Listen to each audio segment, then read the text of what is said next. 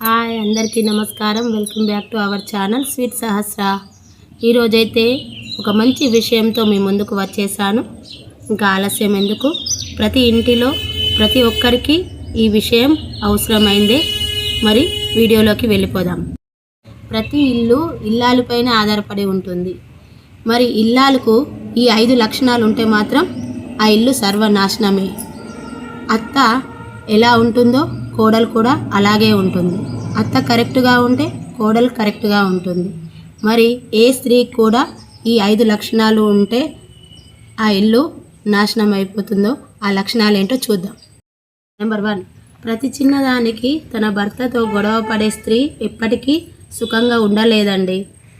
చిన్న విషయాన్ని పెద్దగా చేయడం, గొడవలు పెట్టడం, ఇలా చేయడం వల్ల ఎవరికి కూడా మనశ్శాంతి ఉండదు.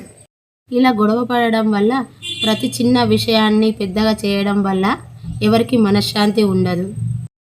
దీనివల్ల కుటుంబం మొత్తం డిస్టర్బ్ అయిపోతుంది.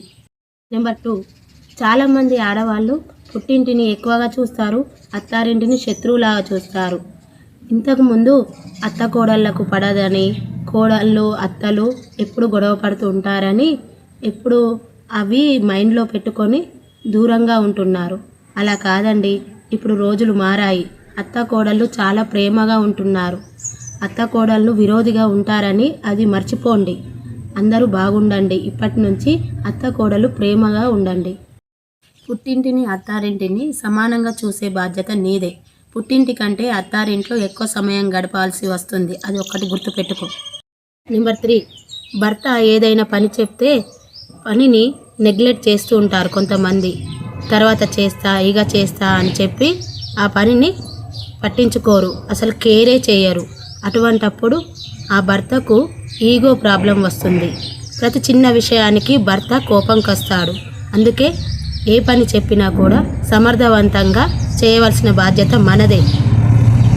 నెంబర్ 4, మీ ఇంట్లో 2 ఆడవాళ్ళు ఉన్నప్పుడు బయట వాళ్ళు ఏం చేస్తుంటారో తెలుసా?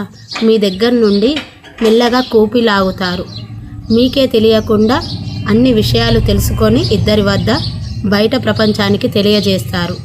అందుకే ఇద్దరు ఉన్న కాడ ఒకటిగా ఉండండి, కలిసిమెలిసి ఉండండి, ఒకే మాటగా ఉండండి. అప్పుడే కుటుంబము బాగుంటుంది. నెంబర్ 5, మీ ఇంట్లో ఏ గొడవలు జరిగినా పుట్టింటికి ఫోన్ చేసి చెప్తారండి. అలా చెప్పడం వల్ల కండ్లతో చూసిన దానికంటే చెవులతో విన్నది ఎక్కువగా క్రియేట్ చేస్తూ ఉంటారండి. చిన్న విషయాన్ని పెద్దగా చేసి గొడవలు పెడుతూ ఉంటారు. కొంతమంది తల్లిదండ్రులు ఎందుకు సర్దుకపోండ్రి అని చెప్పేవాళ్ళు ఉంటారు. కొంతమంది ఆ విషయాన్ని పెద్దగా చేసి విడగొట్టే వాళ్ళు కూడా ఉంటారు. అందుకే ఏ విషయమైనా మీ ఇంట్లోనే ఆ సమస్యను పరిష్కరించుకోండి, కానీ బయటకు చెప్పుకోకండి. ఏదైనా తప్పుగా మాట్లాడితే క్షమించండి. ప్రతి ఇంటికి ఇల్లాలు సమర్థవంతంగా పనిచేస్తే ఆ కుటుంబం మొత్తం సంతోషంగా ఉంటుంది. మీకు తెలిసిందే కదా, ఇల్లాలే ఇంటికి దీపం అని. మరి మీరు ఇది కరెక్ట్ అని భావిస్తే ఈ వీడియో మీకు నచ్చినట్లయితే లైక్, షేర్ అండ్ సబ్స్క్రైబ్ చేసుకోండి. అలాగే మరో వీడియోతో మీ ముందుకు వస్తాను. నమస్తే.